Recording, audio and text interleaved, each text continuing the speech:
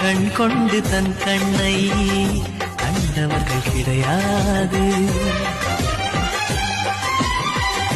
என் கண்ணை காணுகிறேன், இமை ரெண்டும் அசையாது.